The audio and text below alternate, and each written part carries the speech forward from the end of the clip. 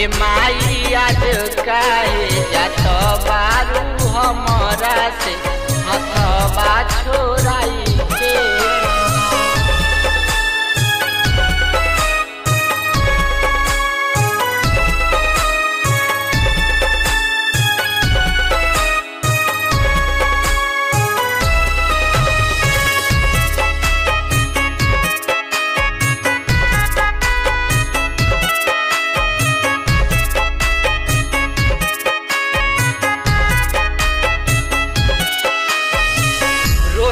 रफ्तार माई गवले पचराबा तब काहे छोड़ा बेलू बेटा से अचरबा।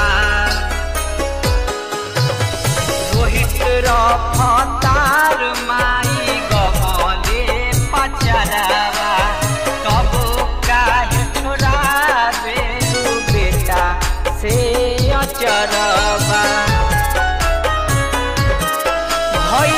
कवन गलती तो दे तू बताइनु हो ए माई आज काहे जात बारू बेटवा के अचरा छोड़ाई हो।